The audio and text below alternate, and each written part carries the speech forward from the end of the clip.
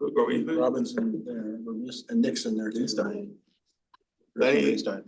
Talking about Lenny. That lives on screen. Yeah, I saw Mike. Mike's online. Hanging out at the forest. And Nick. So we have a quorum. Yeah, That's right. Is Lenny, but Lenny? Yeah, I don't know where Lenny is. Message him real quick. Councilmember Stedman said he's here. Yes, I'm sorry, Greenstein. I don't He's see- not on the Zoom Yeah. at this point. I haven't heard anything. Have you? All right, we are starting here in a few minutes. Okay, let me know.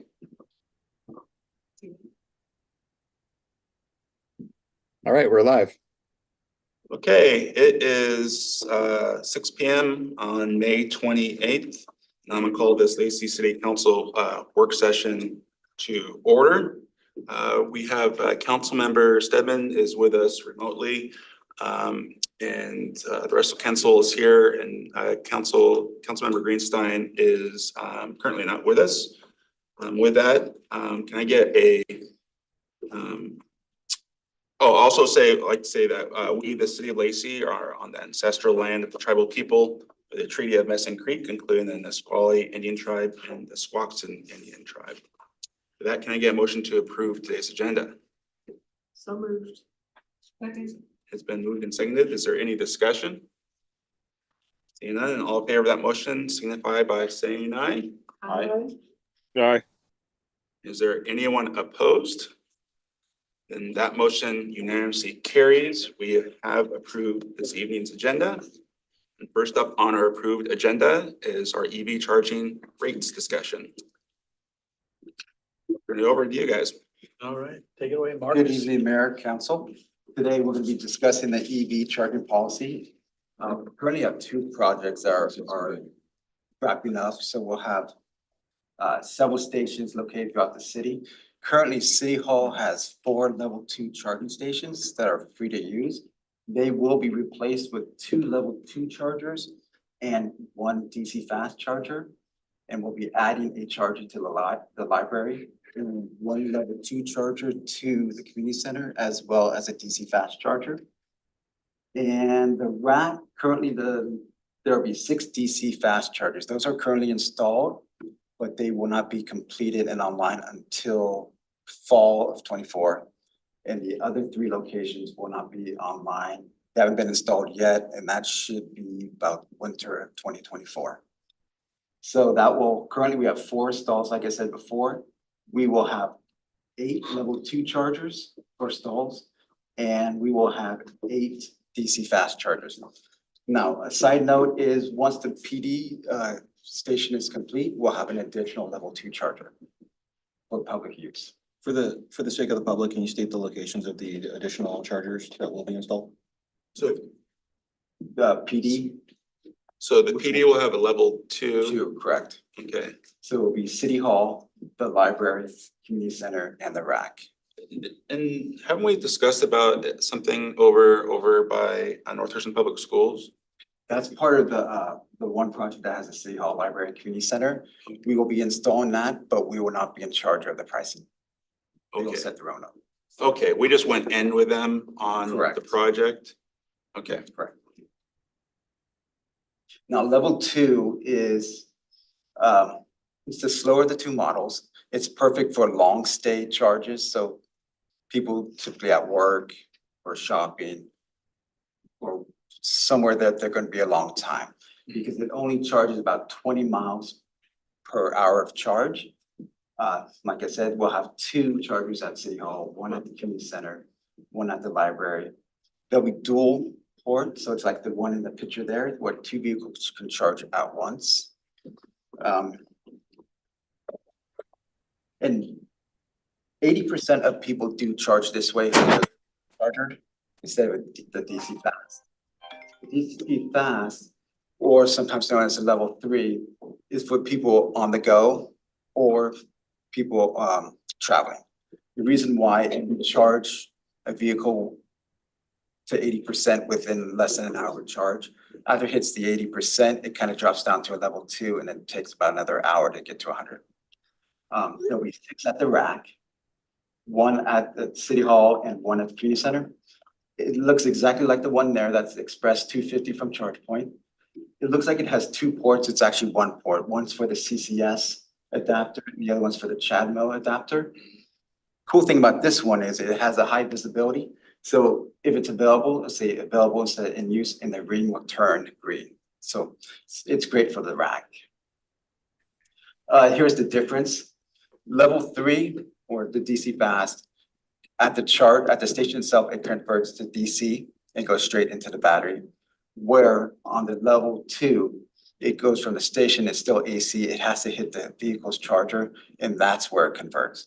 Thus, that's the reason why the DC fast or level 3 is quicker. It just So- goes straight into the battery. Those level 2 charges, it depends on how many amps the level Correct. 2 is putting out. Correct. So 20 amps is 20 miles per hour is usually on the lower end on the amp side. Do we know what these will be putting out for amperage? There are, I believe, 7.6 is the kilowatt per hour they can push out. So then it also depends on how fast the vehicle can. So on average, in ChargePoint, if you go into the app, it will tell you what each station can put out. Yeah.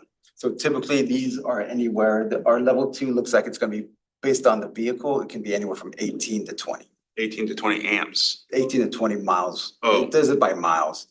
Yeah. Okay. So that's on the lower amp side, amperage put. Yeah, level 2 is the slower, Sure. is the slower one. And then, once they're installed, this is how the drivers are gonna find our location. It's either through the ChargePoint app, or they can go on a website.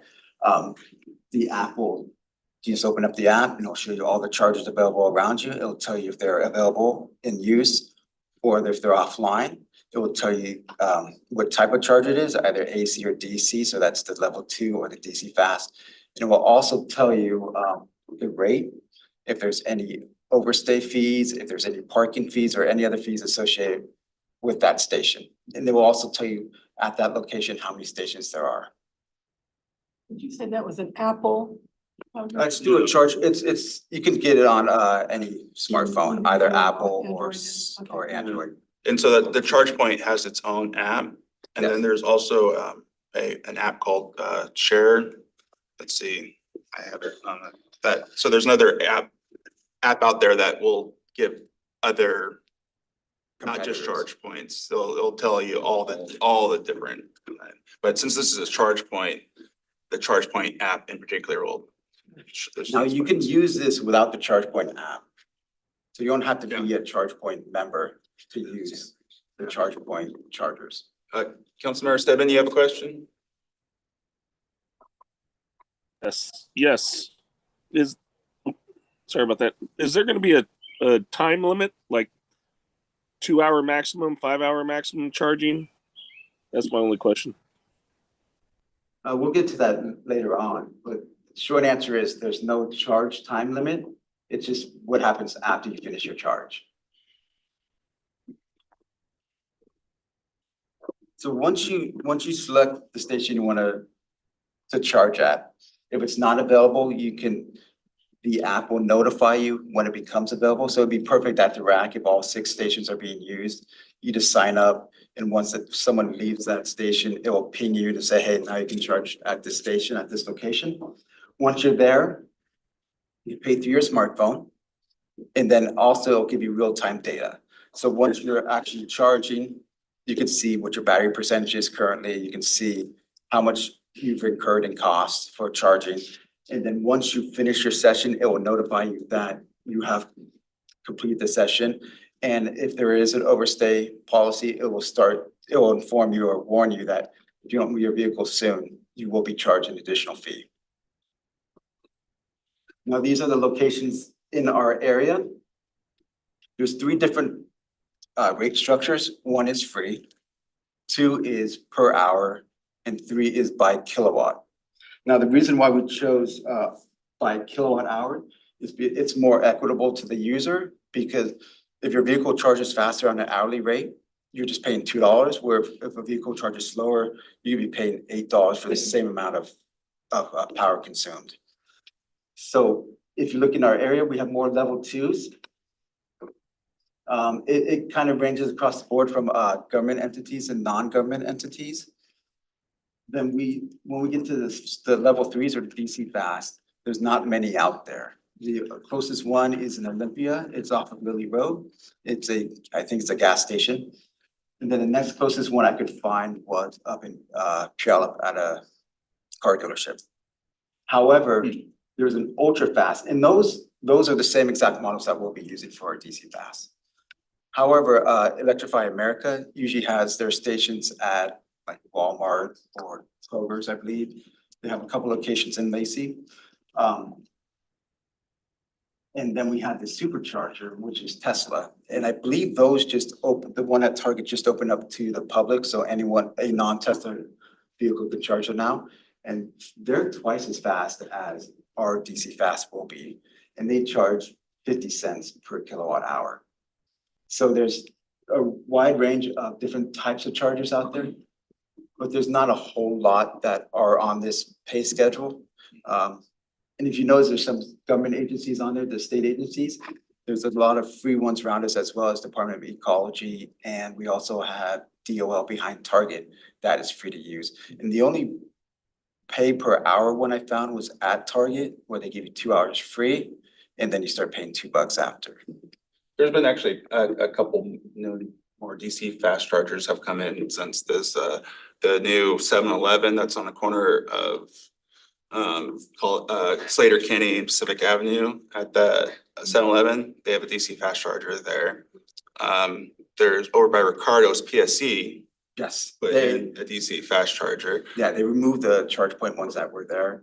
Yeah. And they charge, I believe they charge 42 cents for their fast charger. That's straight through PSC. Correct. They have like 7 locations Yeah. down here. And then over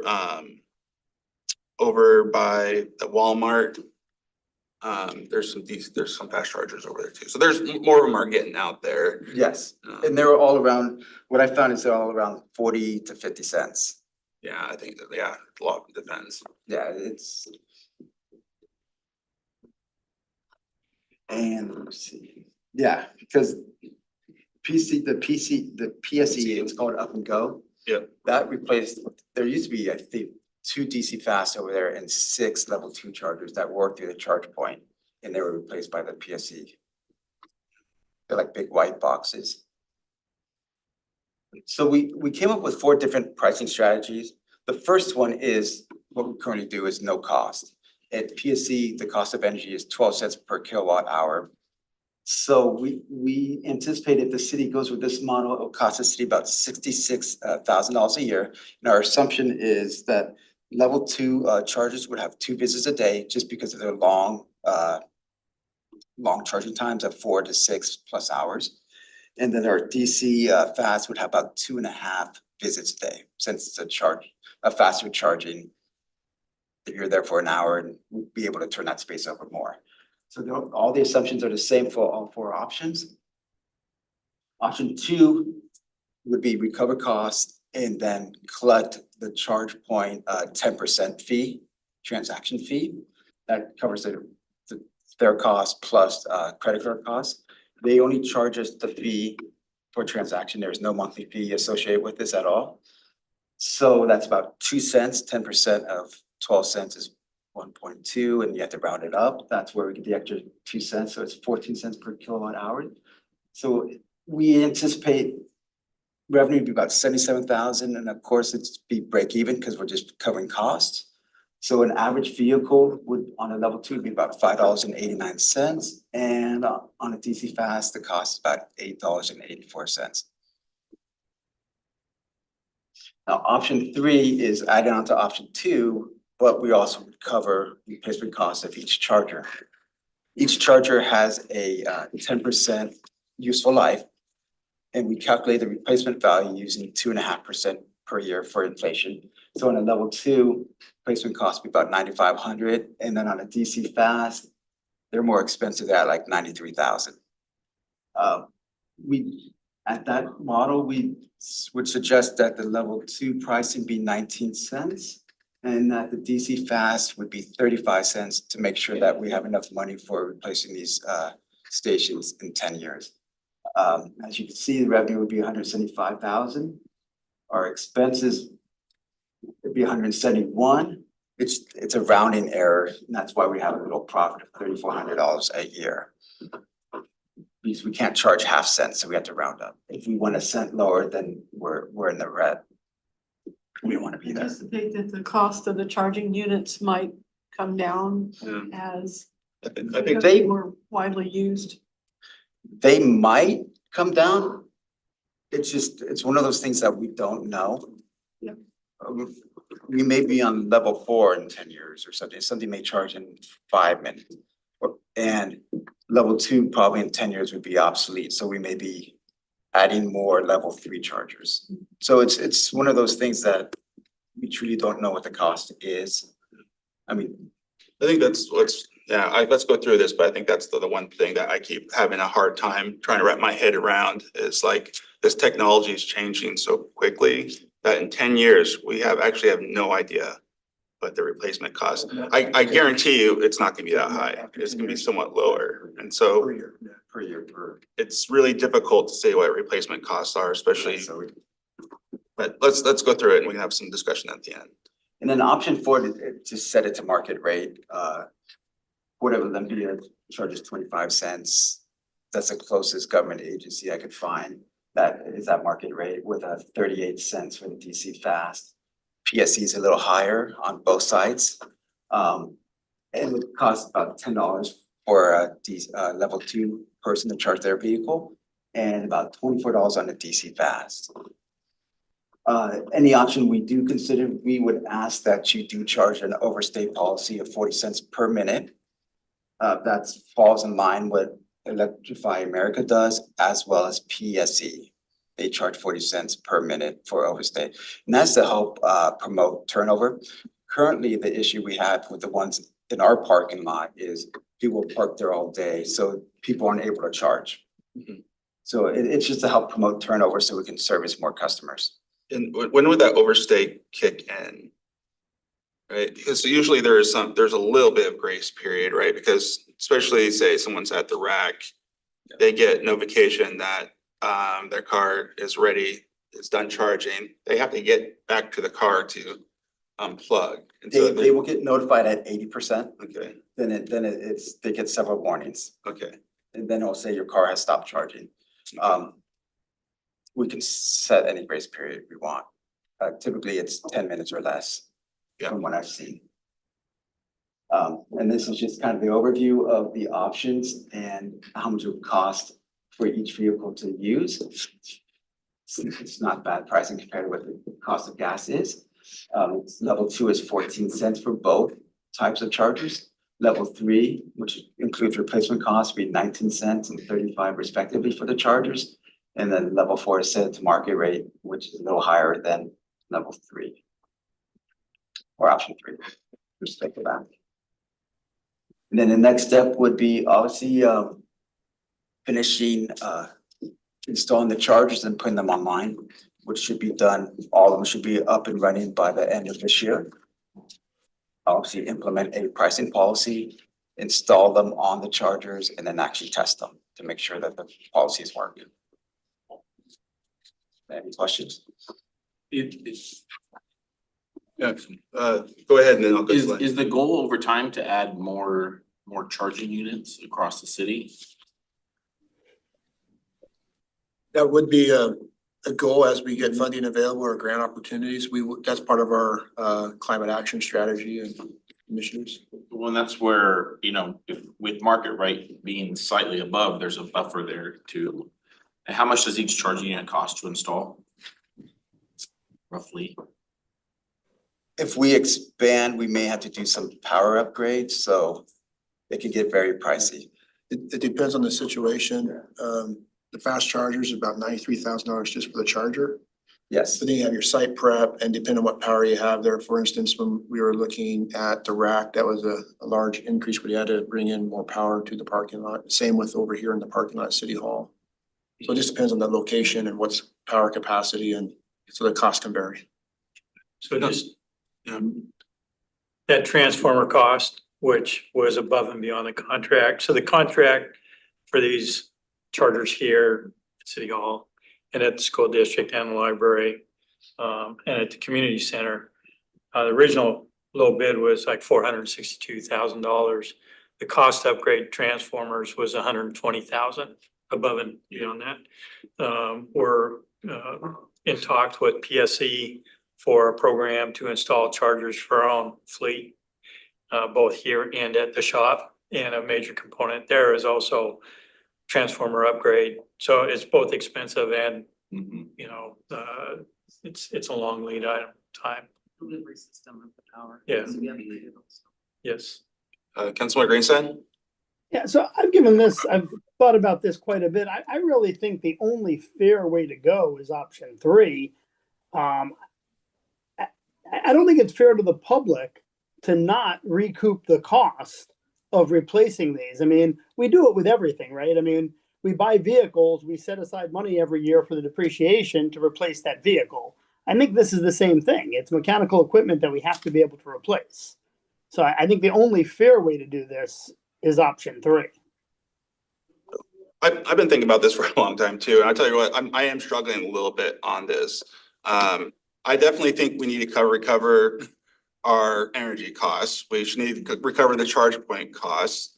And I think we should recover the cost to maintain the current system, right? And that's hard to figure out. But all of these chargers were purchased using a grant. So the public has already purchased the chargers. And 10 years from now, there's gonna be completely different technology. And we're hoping there's gonna be some grant funding, but we don't know what that's gonna be. We don't know what the cost of the new technologies be. So we'll be collecting dollars that may or may not go to replacing these existing chargers at this dollar amount. Yeah, but that's all speculation, Andy. We have no way of knowing what they're going to be in 10 years. We have no way of knowing what the then how do we- technology is going to be. They may be more expensive in 10 years and not less because they may charge cars in 5 minutes. I mean, we don't know. So I mean, we have to be So there has to be fiscally conservative and protect the community and the population. I mean, why should everyone in the city who may not be using these, who doesn't have an electric car or is charging it at home or whatever other possibilities, why should they be paying for the equipment and not the user paying for it? It's the only fair way to do it is to recover the cost. Yeah, I'm just saying it's difficult to know what the actual costs are gonna be because these have already been covered. The public's already covered these costs. Well, I'm they just haven't saying it's hard, covered the it's tough. replacement.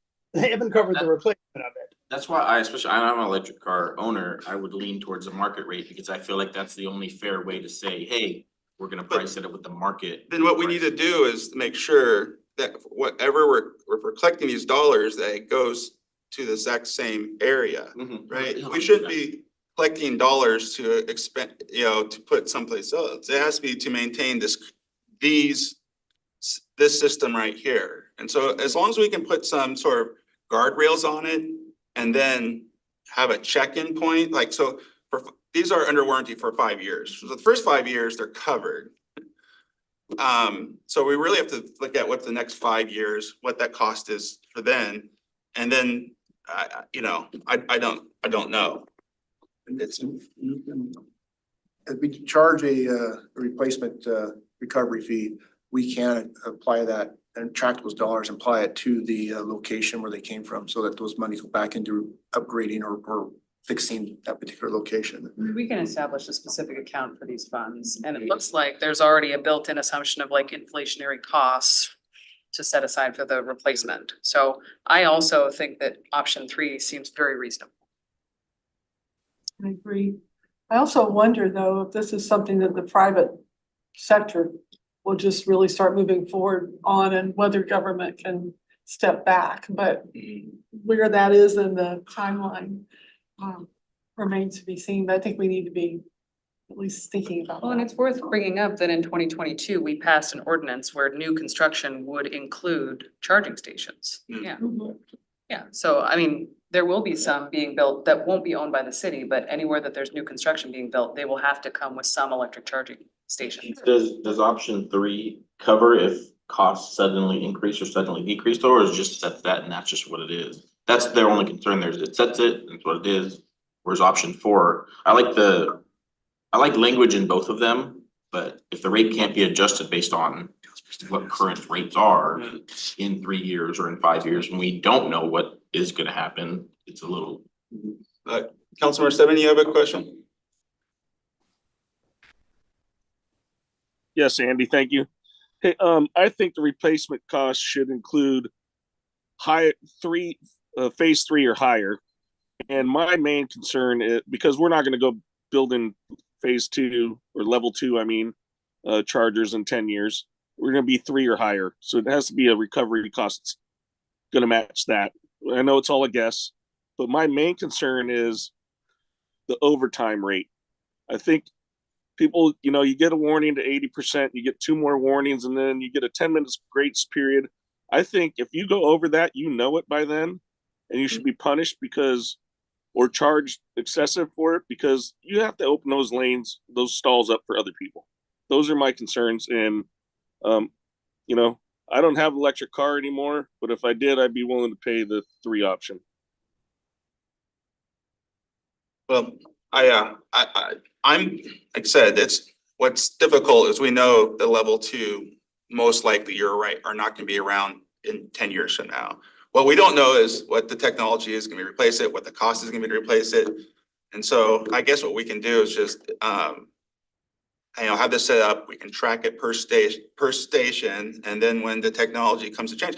Although we may need to get a grant in 10 years from now that covers it again, then I'm not sure then what we do with this money. There's gotta be some safeguards around it, right? And so, I definitely don't think we should be charging, government should be charging, the market rate. That's just like goes against, market. There's no way government should be charging market rate. That's crazy. Well, and I think if, let's say, energy costs rise, right? PSE changes their rates because they can do that. Because they have to upgrade their grid also. We're not the only ones that are gonna be pulling more power in the near future, right? I know that intercity transit has been talking about massive infrastructure upgrades that need to happen to our power grid. We can revisit the price points that we set, right? We would do that through a budget ordinance midterm if prices go way up and what we're recouping doesn't cover the cost. So that's right. If we put in 5 years from now, if we say we're gonna come and take a look at this 5 years from now, leave it to their council to make a decision, say, are we on the right path? What have we been collecting, right? Let them figure out, what's the new technology at that point? Should we be looking at other things? It's hard to say, this is what the cost is gonna be from here on out and not have it be revisited in the future. So there should be some sort of revisit on this. And it should probably be in 5 years when all of a sudden, because these are gonna be around, we have a warranty on for 5 years. So in that 5-year period, someone should take a look at and see where we're at. We can set something up where they have a 5-year review and report out of charging activity and rates and equipment. Also to the point for changing market conditions and price of kilowatt hours in the staff recommendation, of course, it is option 3 with the overstay fee of 40 cents per minute, but also includes in there given the authority to the city manager to make changes to the kilowatt hour charge as well as the charge point fees so that we can keep up with the market as those conditions change. So instead of waiting for an annual budget amendment process. And that was all my concern, was being able to at least slightly adjust it based on what's going on. Has there been thought given to what might happen if we have a catastrophic earthquake that takes out a lot of the power grid? At all? That actually goes into our emergency response plans, which we'll talk a little bit about, I think, later in June. But ultimately, it's how we get those systems back online as quickly as possible, and that's of course a big driver. That is PSE's response plan, and and abilities to respond in those type of situations. With PSC being the major purveyor of power, they're the ones in the driver's seat of how they would fix that system if we do have some type of natural disaster. So is everyone okay with a 5-year check-in, or should it maybe be in 3 years? Where I mean, it's just the market is changing so quickly on these. It's just so hard. I definitely don't want to commit at market rate. I think we should be coming in at a below market rate. I don't necessarily want to collect a whole bunch of money and just let it sit there, but we need to be prepared for whatever could happen. 5 years from now, when the warranty runs out, on the 6th year, if somebody crashes into one, we don't know, and so on. But it seems like I'd like to put it a little bit closer than a 5-year horizon. If charging is going up and, maybe we can, just get a charge report on maybe a annual basis or a semi-annual basis. I'd like to see how these things are moving over time and not just check in 5 years. And ultimately, the council can always come, or any future council can always put back and revisit an ordinance or a system they put in place. But going to your point, Deputy Mayor, we could set up an annual written report, so you at least get a report out that shows the activity and How much is being collected? yeah. I guess that will be in the budget no matter what, because we'll have to show what's being collected. Right. Right. I mean, and technically, we can visit it anytime. Yeah. In response to something that happened or. Correct. So I feel like we're got some consensus around option 3 with check-in With a written report. with a written report maybe out annually. Can we adjust the grace period from 10 to 15 minutes, please? Would that be okay? With it to the council. For warning. Yeah. Yeah, But okay, you've got, you're fully charged, you got 15 minutes to get back. I think that's what Tesla currently. It's, Yeah. we show 10, but I'd like to see it 15. The rack is a pretty big place. It's our biggest place. And if you're shopping in Target or whatever the case may be, I definitely wouldn't mind giving you a few extra minutes. and I Go think move your car. 15 minutes and then I think that's fair enough. Councilmember Stedman? Yeah, I would just caution that electricity rates will probably rise. I mean, we're gonna have probably less dams than more dams in the future, at least some being replaced probably. Natural gas is going up. It's all gonna be a load on the current availability of electricity, and that's gonna, marketplace, it's rates are gonna go up. But I would say not 40 cents for, after your time limit's up. I'd say more like 80 cents or $1, at least 50 cents. People, again, we that have had vehicles, battery operated EVs, get notifications of when our charging is up. We know at 80%, you have at least 20 minutes at a fast charger to know you have to get back. You get 2 more warnings. I mean, come on, people need to get out of there when they're done charging, and that's, or pay a premium. Are there rules already in place for vehicles who park there who shouldn't be parked there? Someone just says, no one's gonna do anything about it, you can be parked. Well, that's another thing is how are we gonna enforce it's usually it says EV parking only. We haven't discussed what we're gonna do if someone is parked there and it's not plugged in. What do we do in that? We're gonna have a hard time telling anybody. So, at least $1 an hour is, not 40 cents an hour. I mean, people will stay there for a week, $1 an hour. But I'm talking about like if a Chevy Tahoe parks there and they're. Yeah, I know. So to your point, it's 40 cents a minute, so it'd be $24 an hour. And then there is an RCW that if a vehicle is parked there and not plugged in, that they can receive a parking ticket. Okay.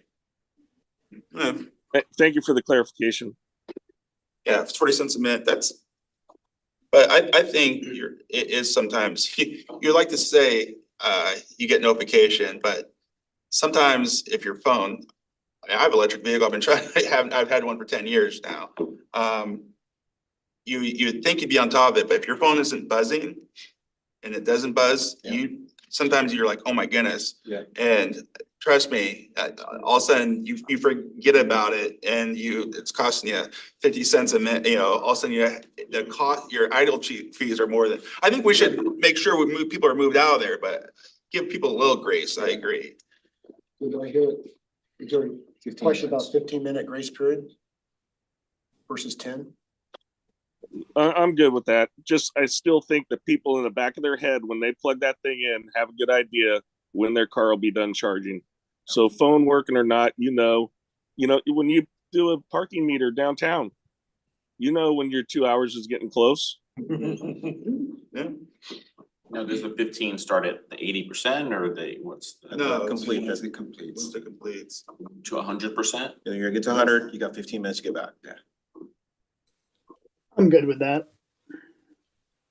Yeah, I think it's fine. As long as you start charging at the end of 15, I think it's fine. I still think the rate should be higher than 40 cents though, even at per minute, I know I'm beating that horse, but Well, again, let's have a yearly check-in and we'll probably have this go to the council and we can adjust as necessary. So if I understand it right, y'all agree on Option 3. option 3, a 15-minute overstay, is that correct? Grace periods. Yeah, Grace period. grace period. An overstay rate of what? 40 cents 40. per minute? 50? Makes sense 50. Do we hear 60? And then one question for the non-EV that's parked there or the EV, rack, busy day, there's no other parking spots out there, they just go and unplug. Where do you want to set the penalty at? You want it equivalent to an ADA stall? So How much is that? That's quite a few years Yeah. ago, $250. But yes, I'd say like 150 personally. Yeah, so we can decide on what that parking ticket is for someone who's, I will double check. yeah, please, double check on that. Okay. I don't mind, It's not quite as egregious as 88, but it's still, so my question would be, what method of enforcement do we have for that? the police officer has to go and put. An officer to drive, if an officer drives by and see, because let's give you an example this weekend, there's fifth wheels taking up like 6 spaces, at the rack, and I'm riding by and I'm like, oh, I guess we didn't really think about that when we open ourselves up to it by refinishing that lot. So are we gonna enforce that too? Well, signs mean nothing without enforcement, and the enforcement chief is right there. Lenny, do you have something? I was just gonna say, I think it needs to be a reasonable fine for parking there. I agree. I think it was Nick who just said it's not as egregious as an ADA spot. But I think 150 is a reasonable number. If we actually have that flexibility under state law to set the number wherever we want. Dave? I'll just note that I need to look at the RCW specifically, but if it's state mandated what the fine is, that's going to be what it is. Sure. And we'll certainly let council know that. And then whatever authorization or discretion this council has to set its own fee. It's going to depend whether it's in the model traffic ordinance or whether the council wants to have their own. Okay, right now we'll go with state law based, and then if we have some flexibility, we can discuss that. Okay. So when it comes to giving a ticket to the gas vehicle that's parked in the EV spot, and the officer drives through the lot and he sees that all the other spots are taken, do we still issue a ticket? Yes, We do. because you would do the same for an ADA stall or any other. The law also states that it can be an EV as well. oh yeah, if a EV is there and not plugged They're in. not plugged in. Yes, you have to be plugged in. Mike? at what point do they get towed or do they not? Because I know we have a towing contract with local tow companies. I don't know. Typically, we would issue the ticket and then eventually that person will eventually return their vehicle and remove the ticket. If it's something that's parked there for extended stay and we notice that it's either an abandoned vehicle or some other type of situation, then we will take those steps accordingly to the situation. Yeah. Like an overnight. So do we have those signs already exist? Like if you're parking in an EV stall and you're not an EV, is that posted somewhere already? I don't, No, not on, They'll have to be not on the posted. four, not on our four that we have No. here, no. This will be a program we roll out and we'd be creating the signs and placing them as we get ready to go live with the program. Okay, so do you have direction? Yes. Okay, thank you. yep. Next up is our 2024 budget amendment update. Thank you. wrangle the decision out of this.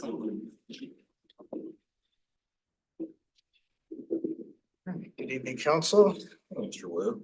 Just thinking, it feels like I've been before council more than the past, and I've realized how much I presented this information to the finance committee, so Yes. it's great that we're sharing with the full council, so I'm certainly not complaining. So we've made it the practice to update, was the finance committee, but now the council to provide updates on the amendments as needed.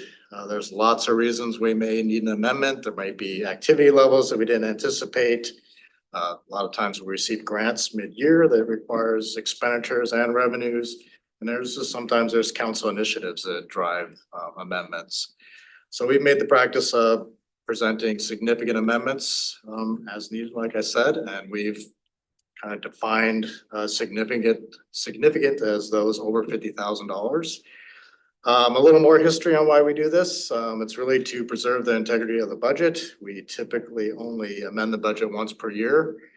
But when we're in the middle of the year, there's a lot of times that these things cannot wait operationally, so we make decisions at the staff level. There may be a change order on a construction project. Sometimes we just can't wait 2 weeks for the next council meeting. So we do make those decisions, but this is the way we inform you and to make sure you're in the loop, and again, to make sure that the integrity of the budget is at its peak. So you do have a list in the staff report and some explanation on these significant amendments. I'll just cover and highlight a few of them. We have about $40,000 in social services, $30,000 for the Lacey Genesis house, and $10,000 for some repairs on the home's first house that we have. Really just mention this because this has really been a priority for the council in terms of its support for social services. In the Community and Economic Development Department, we did receive awards for 3 separate grants. All of these are Department of Commerce grants. The first is $175,000 Growth Management Act grant. This is going to help us update our comprehensive plan and our development regulations. We received a $350,000 climate grant. This will also help us with our comp plan and our growth management sections of the plan. And last, we received a $75,000 middle housing grant. This will help us develop policy as well as code provisions that are specific to middle housing. Is that all being done in-house? I don't believe so. I think we're going to have certainly some consultant work there. We just received these, so we don't have a lot of details about what the requirements are, but I'm guessing that we are going to hire consultants for the bulk of this. Do we have a sense of what we're going to use that $75,000 for middle housing? I know we've talked about developing some zoning rules just for mobile parks. That was one thing that occurred to me. Oh. Like she. Jumping in virtually, if that's okay. Yes. Oh, good, you can hear me. So the 3 grants, the one that you were referencing was the $75,000 for the middle housing. That we are actually reimbursing staff dollars, and all of that work is happening in-house. So hopefully that will give us opportunities to spend other dollars on other areas of our comprehensive plan update or compliance with other state laws, such as the ADU regulations that passed this last legislative session. I can speak to the other 2 if you would like me to as well. Sure. Yep. Okay.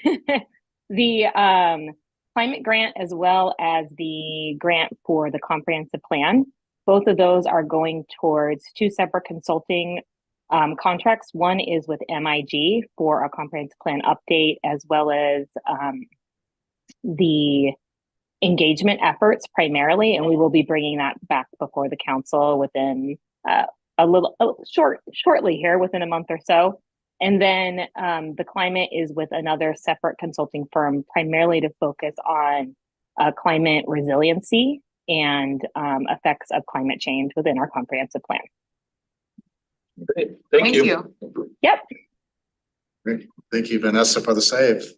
Within our RAC operating budget, a couple different amendments related to utilities. We need another 25,000 for electricity, another 43,000 for city utilities, which is primary irrigation. Of course, we mentioned that just because we talked a lot about the REC's financing and the phase 3 and kind of long-term planning for that. But yeah, we're seeing just an increase there. Electricity, we just had a long discussion about electricity. Prices are rising, so we're definitely watching that pretty closely. So you think that will get us through the year then? Should, yes. Okay, so you're looking out for the rest of the year and we're realizing we're gonna probably be 25, Right. 43. Right, well, I was always looking at summer, projecting for summer based on where we're at today and. Okay. The building improvement fund, we're requesting about $107,000 for a building access controls project. We added a duress button system to that project. We had some additional software licensing as well as pulling cable for that project that was unanticipated.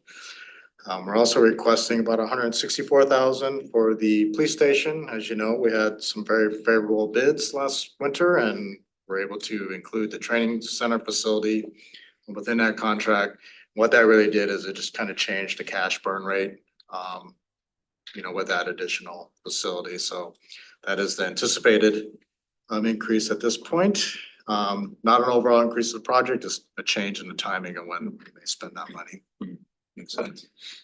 Within the RAC athletic complex, this is really follow-up to the discussion about the RAC phase 3 project. So after the council work session back in April, we took a much closer look at the timeline and in order for us to make sure we make that timeline, as you know, we have a debt issuance and requirements in order to keep that sales tax.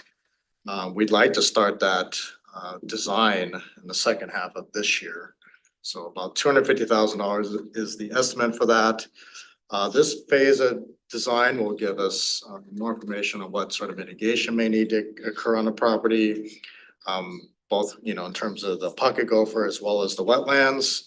And then just other environmental requirements that may be included in the property. And that will really inform the design, what may be possible at the property. So also in terms of council information, information for the public, that would give us a much better idea of what's actually possible on that property. So are we pulling these from straight from reserves? Correct. So we have, you might remember from the discussion, about 2 million in reserves in the public facility district dollars. So we are able to kind of front load that, those costs. In our wastewater operations fund, we're asking for about $197,000. This will go to replacing 3 different lift station pumps. These are pumps that are over 20 years old. We took a really close look at this. These lift stations are scheduled for rehab, but not for about 5 years. And we just don't think these pumps are going to make it. And it just doesn't really make financial sense to repair these pumps. The good news is we'll be able to use these pumps as part of that rehab. So we won't have to buy new pumps and we'll probably save some money in terms of inflationary increases before that 5 years. So just real quick on the lift station pumps, we've seen a lot of those over the past 12 to 18 months. And we were talking about, just making those rounds to get them all replaced. Can we get an update on that situation when there's an opportunity presents itself? I know that there was 34. Is there 34? How many lift stations do we have? There's about 50. 50. Yeah. And then we were talking about, kind of like an overall, I won't say an overall replacement, but we were trying to get caught up. Yeah, if you want a report on how many lift stations we have, how many are in the process of replacing, how many are on schedule to be replaced, we can sure do something like that. Okay, great. Water capital, wastewater capital, fairly routine amendments there. We find out more as we go through design. We find out a lot more as we actually break ground on projects. So pretty routine there, although the dollar amounts look, more on a significant side, but these are extremely large projects. I will point out under the wastewater capital fund, there's a typo in my staff report. So lift station 19 shows an amendment of about 34,000. That amendment is actually about 453,000. So apologize for that. I only captured the design or the construction management piece of that amendment. So since we're on the water capital fund, where are we at with our water meters and dealing with that issue? Deputy Mayor asked that same question last week. We plan on coming back to the council in August. Okay. For kind of a comprehensive discussion about where we're at in terms of water meters and some of the challenges we have there, so. Good. Great mindset. Within our equipment rental fund, we had a police car that was totaled. So we're going to get some insurance proceeds from that, but the replacement's about $96,000, so we need to amend the budget for that. Do we front load that or how does that, can you just break it to? Do we get reimbursed for that or do we just go ahead and pay for it? How's that? I think it's the first time since I've been on that we've had to do this. I don't know if it's on a reimbursement process or if it's just a settlement. This is likely someone else's personal insurance that is paying for this vehicle. Oh, were they so- insured? Well, that's what I've been told, so Okay. yeah. Okay. Officer, okay? I don't have the details on the accident, but I'm not aware of any injuries. Chiefs I'm sure we have uninsured motorists, right? and Gap. Yeah, well, we have a different types of insurance, but it's, yes, all that is basically covered. So in the event that we don't have another party that was at fault, we have full coverage on our equipment with I think a deductible only on things that are over $100,000. So We just want to be the last to pay her. correct. And then the final update, it's a $30,000 amendment. It's actually not our budget, but it's Joint Animal Services. They are going to contract for a space needs analysis. As you know, there's a great need there to replace that facility. So this will be the start of that. So again, about a $30,000 amendment there. Is the space needs analysis not part of the larger contract that we had to review all of the city's current space, which included kind of an assessment of the situation at Yeah, the capital facilities plan that process we went through really just identified the need to replace. not what they needed in the future. Right, this is a little before your time on council, but we did the same thing at the police station, analyze where we need to be in the future in order to right size that project. It's kind of like the inflow outflow of Jazz Common, like how much space you guys really need. Right, we know that what you have isn't enough, but what Right. is it that you need? So that's the end of my report. Again, we'll come back to council as needed, and if any other significant amendments arise, or if there's any change to these numbers, we'll come back, but our typical schedule is to adopt or present for adoption to the council the amendment in September. And that way we can have a more accurate budget in terms of going into the next process, in terms of comparing those 2 years. So, but I'd be happy to answer any other questions you might have. When you do come before us with this, can you total it all up and give us like a round number at the end? Of what the actual totals are gonna be? Yeah, what the total is. Oh, sure. Thanks. Apparently Jazz Company is 25,000 square feet in comparison to the 8,000 that they have now. It's surprising. Any other questions? Troy? Okay, thank you. And our last. Nice to see you again.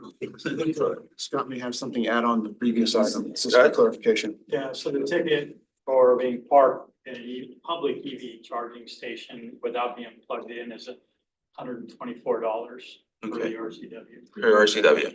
No, good to know. Seems like a sturdy disincentive. Thank you. So our last agenda item is our Parks Improvement Advisory Task Force. Yes, and thank you, Mayor and City Council. If you may recall, I think it was our April 23rd work session. We had a pretty good conversation about parks programs. One of the items was the RAC Phase 3 conversation. The second item was the parks in general and how do we implement the parks capital improvement plan that's been identified in the Parks Culture and Recreation Comp Plan. The improvement plan, of course, identifies roughly $70 million in park facility expansion as well as replacement costs through 2029. And so part of the core of that conversation was how do we, as a city and how does the council look at funding measures in order to implement that capital improvement program for parks.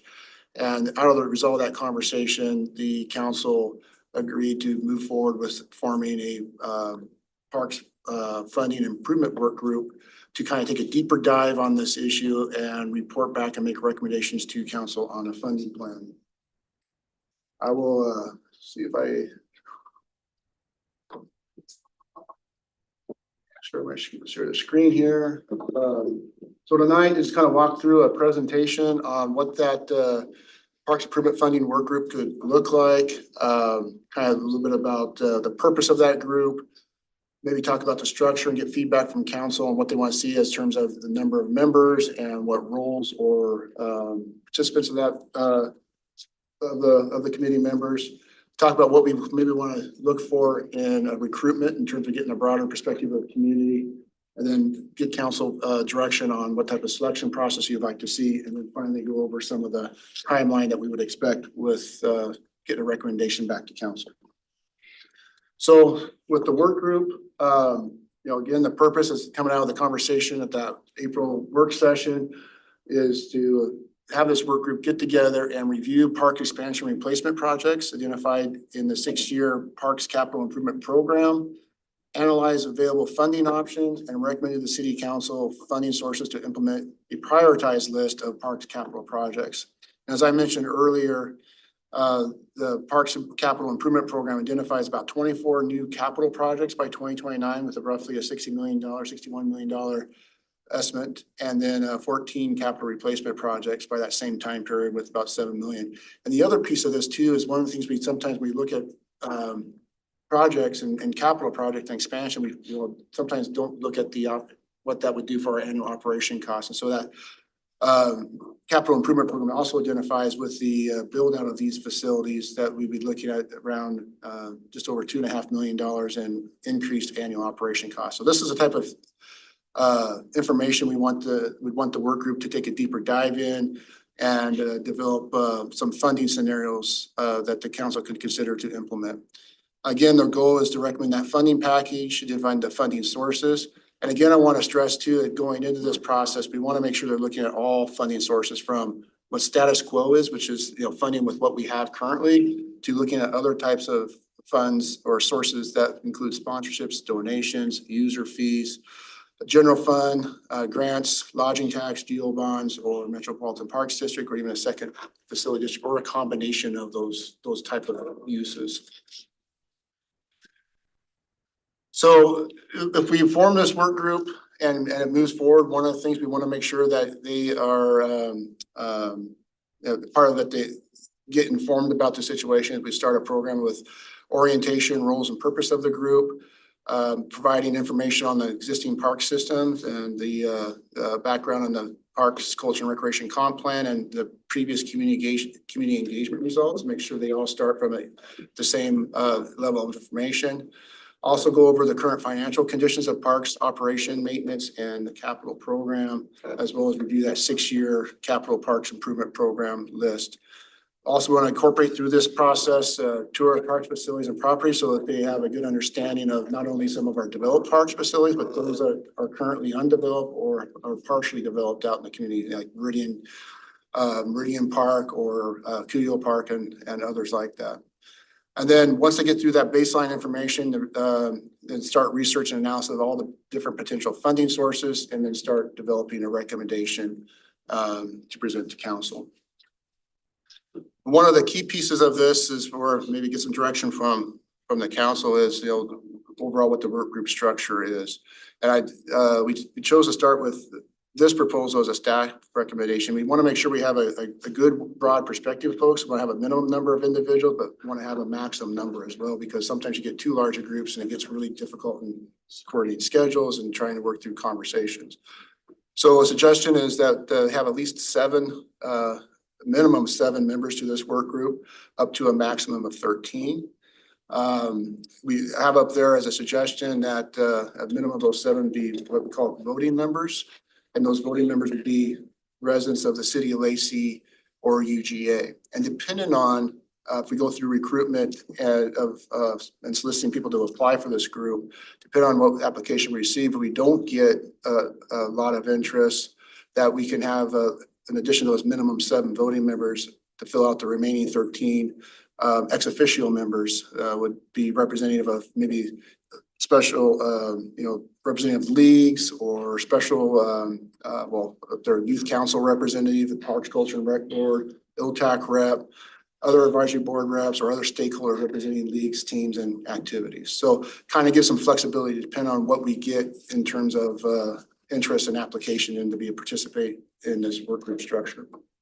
So with that, it was check in with council on that. Is there something is that look palatable to you or do you want to see any changes to that approach? I think amendment 7, obviously,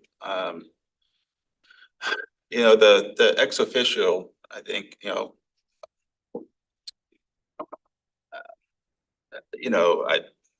I to tell you the truth, if someone who's been around doing this for a while, I think it's might be difficult to find people who are willing to be on this regardless.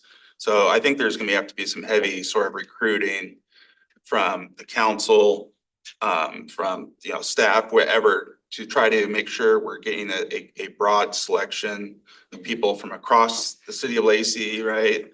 I think some of this is gonna work itself out, right? Because if we can agree on, we want people from a good selection of people from across the city. We don't want everyone in just one area.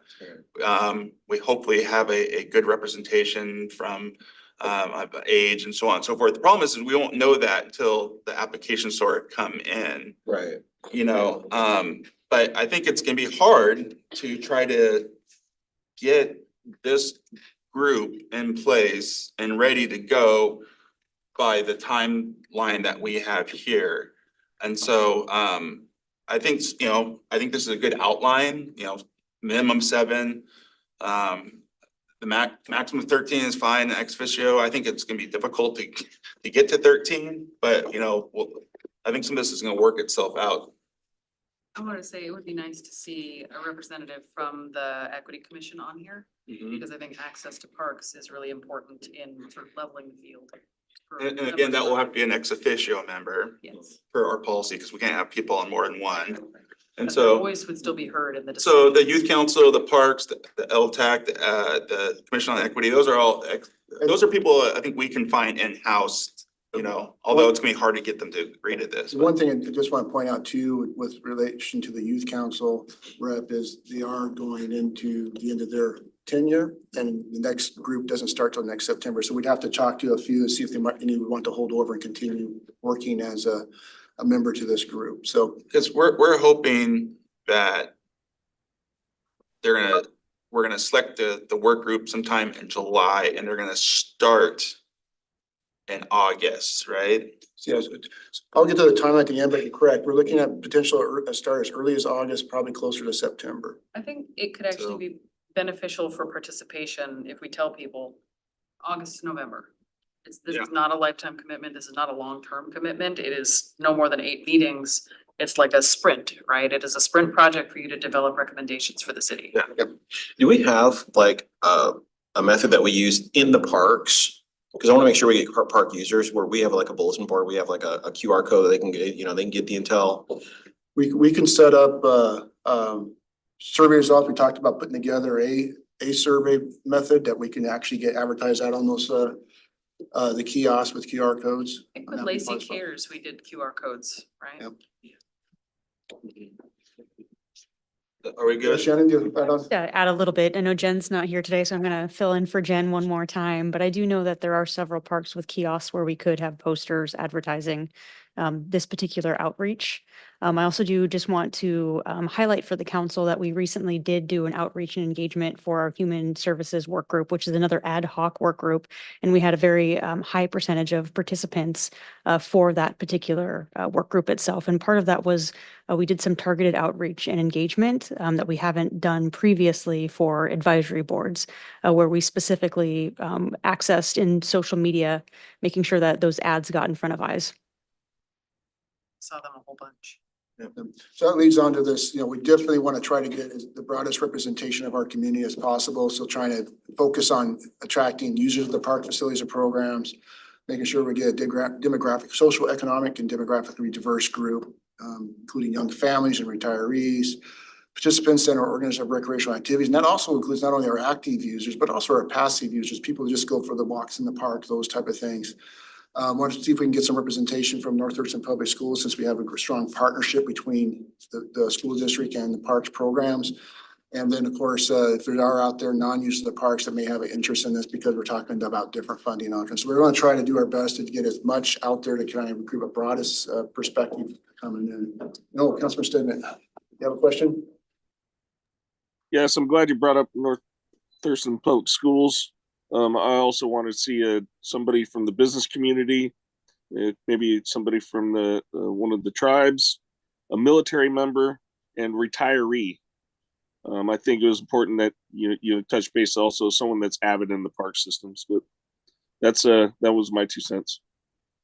Thank you.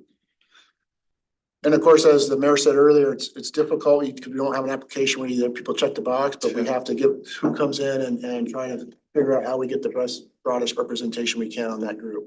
I definitely think we should move forward with. So that brings us back to the next slide, which is the selection process. And as we talked about this at the April work session, there was some conversation about council's involvement and how much involvement in that selection process.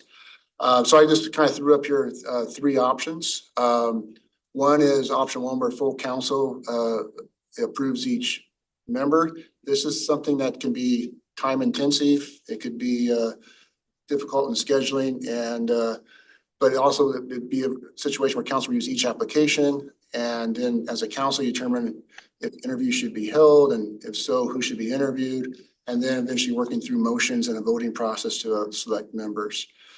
Option two is something that the council's used in the past for example, for hearing examiner services or city manager selection, is where the council appoints a three-member committee of themselves to meet on a short duration to, in this case, meet to review the applications, again, determine if any interviews are needed, and make recommendations to council for confirmation, that slate of appointees. And of course, this would be something that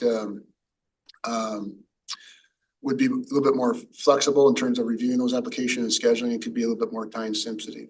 And then, of course, option three, which is the traditional option of how advisory board members are appointed, is the mayor reviews all the applications, determines interviews are needed, and then makes a recommendation to council for confirmation.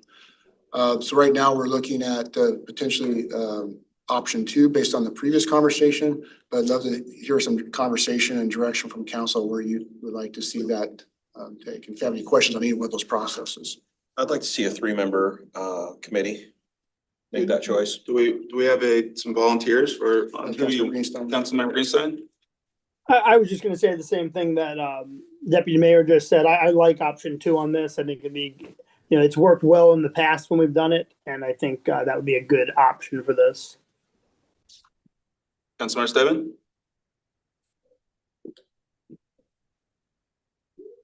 I think either option one or three. I don't like the three-person council. I think the mayor, it works great for all our other committees and stuff, or the full council.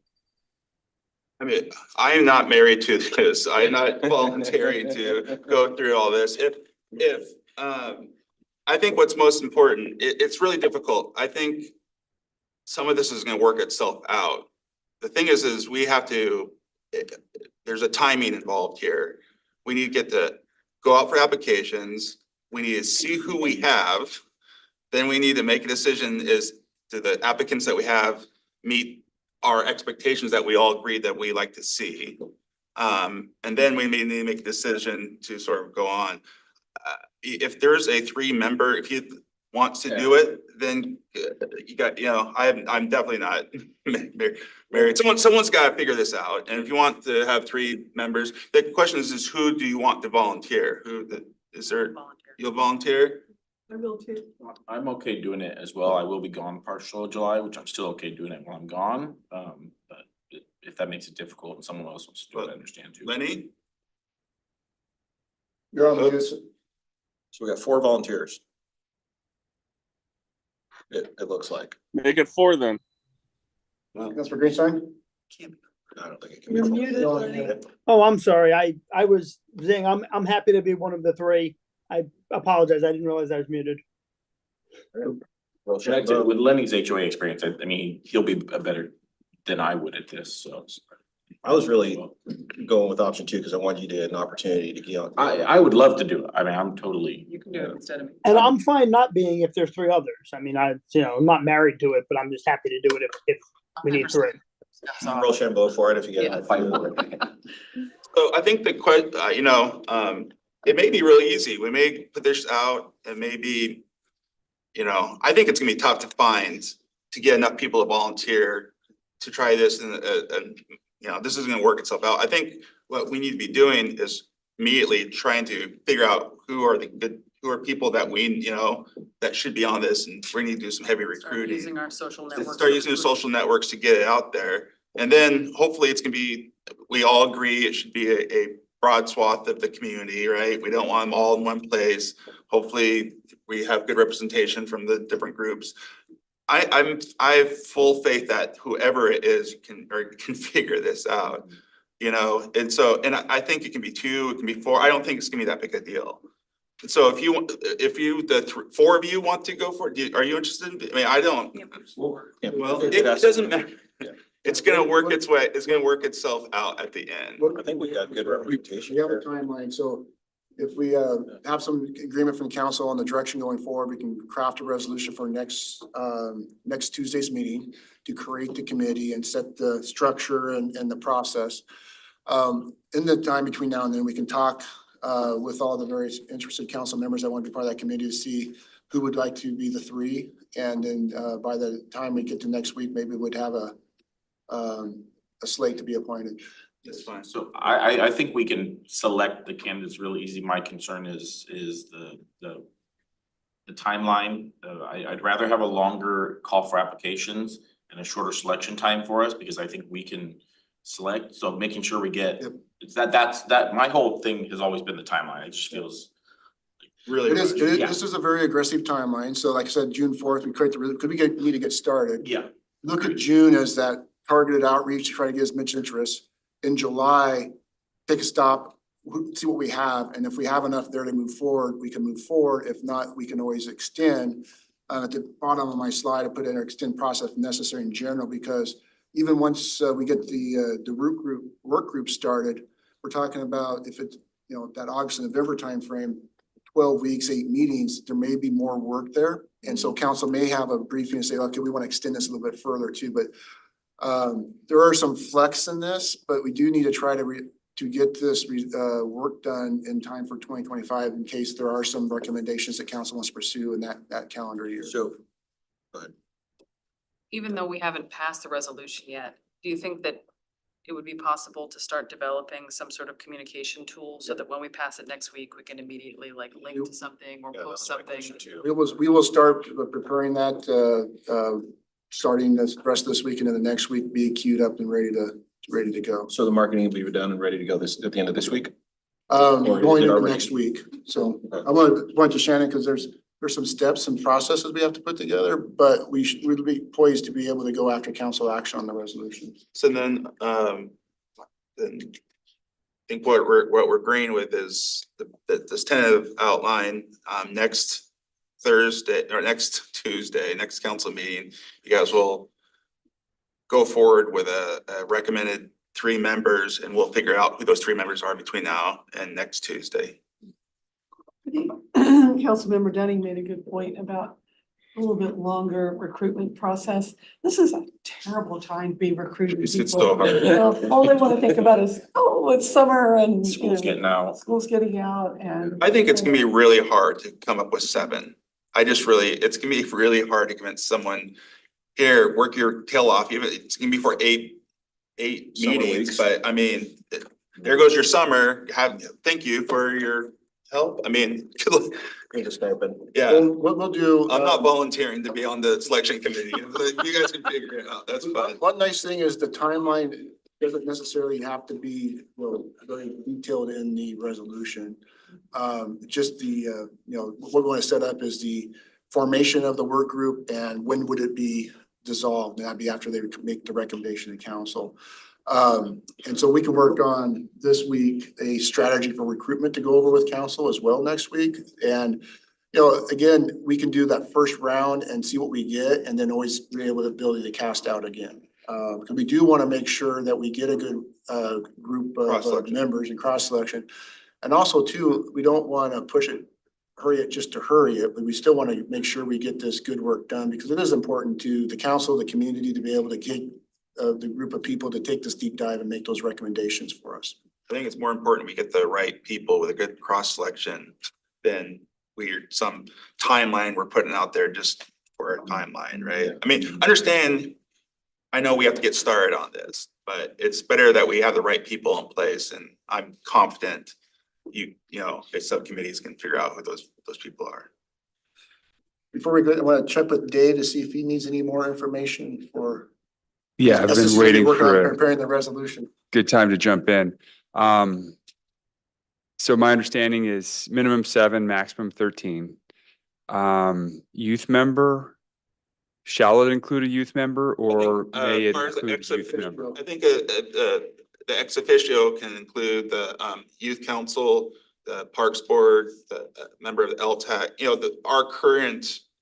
So So we'll have a minimum of 7 voting general members, an additional up to 6 that could include ex officio members, could include additional voting members if but for a total of 13, including any ex officio members. Yeah.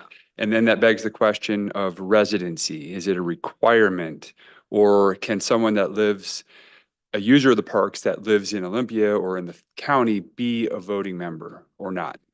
He should be an ex officio. Be an ex officio member. I think all the voting members need to be live in the Lacey or Ring Road area. Can they be in the Lacey UGA? Yeah. Okay. Yeah. And that's consistent with a lot of our parks boards and planning commissions. But the ex officio, so anyone who's currently on a board will have to be an ex officio. It couldn't be a voting member because our own rules that don't allow a member to serve on multiple boards. Right. So. You got that? I guess final question.